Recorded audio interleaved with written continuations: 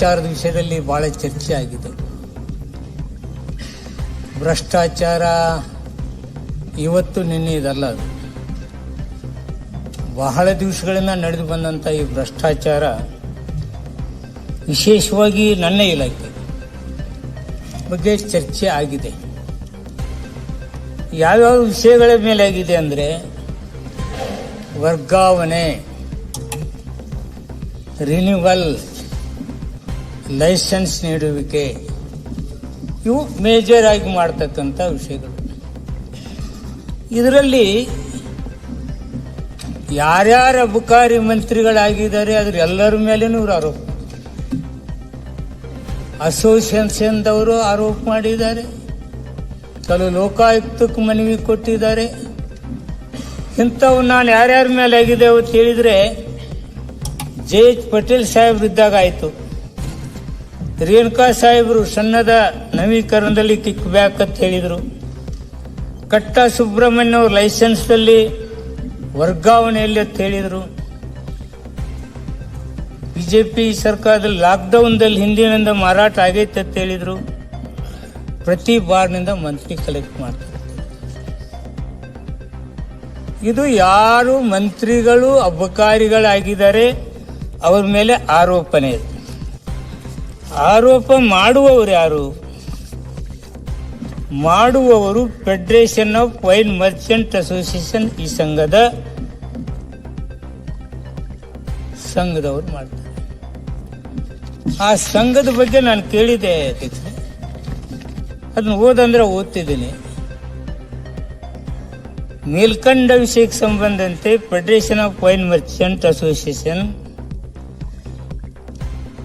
ಮೊದಲನೇ ಮಾಡಿ ಅಜ್ವಿ ರಸ್ತೆ, ಶೇಷಾದ್ರಿಪುರಂ, ಬೆಂಗಳೂರು, ನೋಂದಣಿ ಸಂಖ್ಯೆ.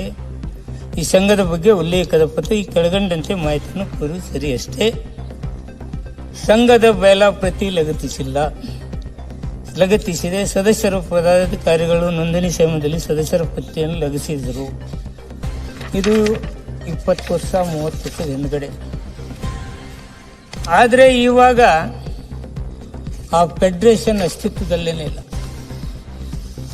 20 ವರ್ಷದಿಂದ ಆ ಸಂಸ್ಥೆ ಅಸ್ತಿತ್ವದಲ್ಲಿ ಇಲ್ಲ.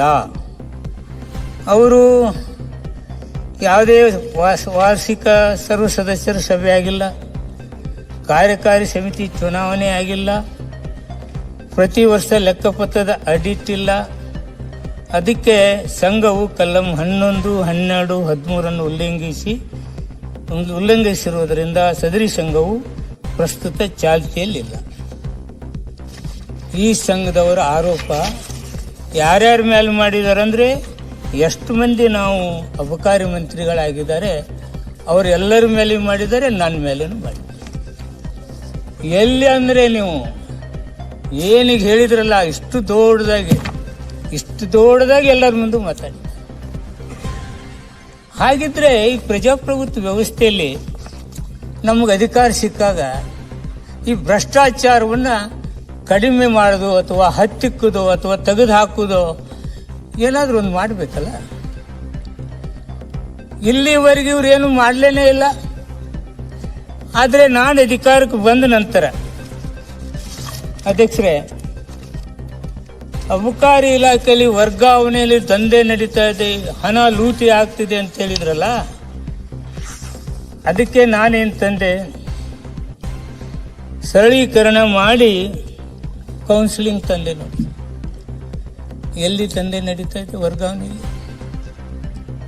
ವರ್ಗಾವಣೆ ಕೌನ್ಸಿಲಿಂಗ್ ಯಾರ ರೀತಿಲಿ ಹೋಗಂಗಿಲ್ಲ. ಅಬಕಾರಿ ಇಲಾಖೆಯಲ್ಲಿ ಇರ್ತಕ್ಕಂಥ ಗ್ರೂಪ್ ಶ್ರೀ 3793 ಹಾಗೂ ಅಬಕಾರಿ ಇಲಾಖೆಯಲ್ಲಿ 2954 ಇಷ್ಟರಲ್ಲಿ ನಾನು ವರ್ಗಾವಣೆ ಕೌನ್ಸಿಲಿಂಗ್ ಆಗಿದೆ. ಇನ್ನು ಗ್ರೂಪ್ ಎ ಬಿ ಅಧಿಕಾರಿಗಳನ್ನ, ಈ ಎ ಬಿ ಸಿ ಯಾವುದೇ ಅಧಿಕಾರಿ ಮೇಲೆ ಲೋಕಾಯುಕ್ತ, ಇಲಾಖೆ ವಿಚಾರಣೆ, ದಂಡನಾವಧಿ ಇರ್ತಕ್ಕಂಥ ಯಾರ ಇದ್ರೆ ಎಕ್ಸಿಕ್ಯೂಟಿವ್ ಕೊಡೋಂಗಿಲ್ಲ. ಇದು ಯಾವೂ ಇರಲಿಲ್ಲ ಅಧ್ಯಕ್ಷ, ಮೊದಲು ಯಾವೂ ಇರಲಿಲ್ಲ. ಇದನ್ನು ನಾನು ಜಂಟಿ ಆಯುಕ್ತರು, ಉಪಾಯುಕ್ತರು, ಅಧೀಕ್ಷರು, ಉಪಾಧ್ಯಕ್ಷರು ಎಲ್ಲರಿಗೂ ನಾನು ಹಾಕುವುದ್ರ ಜೊತೆಗೆ ಇವ್ರು ಯಾರು ಸ್ವಂತ ಜಿಲ್ಲೆಯಲ್ಲಿನೂ ಕೆಲಸ ಮಾಡಕ್ಕೆ ಬಿಟ್ಟಿಲ್ಲ. ಅದಕ್ಕೂ ಈ ಸಲ ನಾನು ಅವಕಾಶ ಕೊಟ್ಟಿಲ್ಲ. ಅಮಾನತ್ ಆದ್ರಂದ್ರೆ ಪುನರ್ ಸೇವೆಗೆ ಮತ್ತೆ ಎಕ್ಸಿಕ್ಯೂಟಿವ್ ಕೊಡಲ್ಲ. ಇದು ಅಷ್ಟೇ ಅಲ್ಲ, ಈ ಬೆಂಗಳೂರಿನಲ್ಲಿ ಇದಾರಲ್ಲ 5 ವರ್ಷ ಯಾರಾದರೂ ಕಂಟಿನ್ಯೂ ಇಲ್ಲಿದ್ರೆ ಅವ್ರು ಇಲ್ಲಿ ಇನ್ನು ನೆಕ್ಸ್ಟ್ ಇಲ್ಲಿ ಇರಂಗಿಲ್ಲ.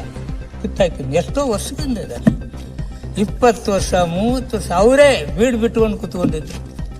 ಇವನ್ನೆಲ್ಲರನ್ನೂ ನಾವು ತೆಗೆದು ಹಾಕೋದ್ರ ಜೊತೆಗೆ 2 ಅವಧಿ ಏನಾದರೂ ಕಂಟಿನ್ಯೂ ಇದ್ರಂದ್ರೆ ಅವರು ಮತ್ತೆ ನಾನೇ ಈ ವರ್ಗಾವಣೆ ದಂಧೆಯಲ್ಲಿ ಏನು ಸಾಧ್ಯ ಇದೆ? ಯಾವ ಮಂತ್ರಿ ಜೊತೆ ಹೋಗ್ತಾರೆ ಇವರು ವರ್ಗಾವಣೆಗೆ? ವರ್ಗಾವಣೆಯಲ್ಲಿ ಯಾವ ದಂಧೆ ನಡೀತೆ? ನವೀಕರಣ ಅಧ್ಯಕ್ಷರೇ, ನವೀಕರಣ ಇದೆಲ್ಲರೂ ಮಂತ್ರಿಗಳ ಮೇಲೆ ಬಂದಿದೆ. ನವೀಕರಣ 48 ಗಂಟೆಗಳಲ್ಲಿ 14,101 48 ಗಂಟೆಯಲ್ಲಿ ಆನ್ಲೈನ್ ಸನ್ನದು ನವೀಕರಣ ಮಾಡಿದೆ. ಸನ್ನದು ನವೀಕರಣದಲ್ಲಿ ಎಲ್ಲ ಮಂತ್ರಿಗಳ ಮೇಲೆ ಬಂದಿದೆ. ಸನ್ನದು ನವೀಕರಣದಲ್ಲಿ ಲಂಚ ನಾನಷ್ಟಕ್ಕೆ ಬಿಡಲಿಲ್ಲ ಅಧ್ಯಕ್ಷ. ಇದು ಪ್ರತಿ ವರ್ಷ ಆದರೆ ಅಂಗಡಿಗಾರರಿಗೆ ತೊಂದರೆ ಆಗ್ತಿದೆ ಅಂತೇಳಿ ನವೀಕರಣ 5 ವರ್ಷಕ್ಕೊಮ್ಮೆ, ಪ್ರತಿ ವರ್ಷ ಅಲ್ಲ 5 ವರ್ಷಕ್ಕೊಮ್ಮೆ ನವೀಕರಣ. ಇದು ಬದಲಾವಣೆ ಅಲ್ಲ. ಸಣ್ಣದು ಮಂಜೂರಾತಿ ಈ 7 CL7 ಕೊಡ್ತಿದ್ದಲ್ಲ ಅಧ್ಯಕ್ಷರೇ, 16 ಲಾಗಿನ್ಗಳಿಗೆ ಹೋಗ್ಬೇಕದು. ನೀವೆಲ್ಲರೂ ಇದ್ದಾಗ ಇಲ್ಲಿವರೆಗೆ 16 ಲಾಗಿನ್ಗಳಿಗೆ ಹೋಗಿ ಬರ್ಬೇಕು. ಅಲ್ಲಿ ದಿನಂಪ್ರತಿ ಒಬ್ಬೊಬ್ರು ಡಿಲೇ ಮಾಡ್ತಕ್ಕಂಥದ್ದು. ಅದನ್ನೆಲ್ಲ ತೆಗೆದು ಬರೀ 7 ಲಾಗಿನ್ಗಳನ್ನಿಟ್ಟೆ. ಎಷ್ಟು? 7 ಲಾಗಿನ್ಗಳು.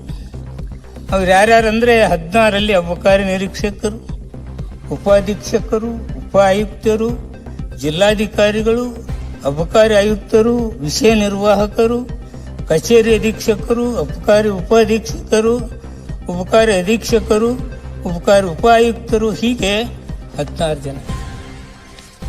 ನಾನು ಇದನ್ನು ಸರಳೀಕರಣ ಮಾಡಿದ್ದು ಅದಕ್ಕಾಗಿ ಭ್ರಷ್ಟಾಚಾರ ಕಡಿಮೆ ಆಗಬೇಕು.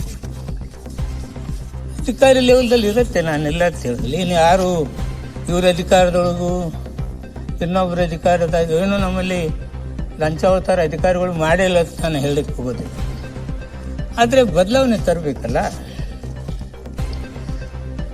ಆನ್ಲೈನ್ ಸೇವೆಗಳು 41 ಆನ್ಲೈನ್ ಸೇವೆಗಳನ್ನು ಮಾಡಿದೆ. ಈ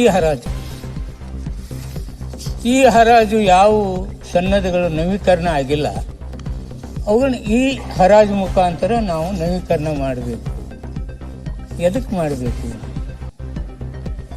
ಅಲ್ಲಿ ಹಿಂದುಳಿದ ಜಾತಿ A, B, C ಇವ್ರಿಗೆ ಅವಕಾಶ ಸಿಗಬೇಕಲ್ಲ.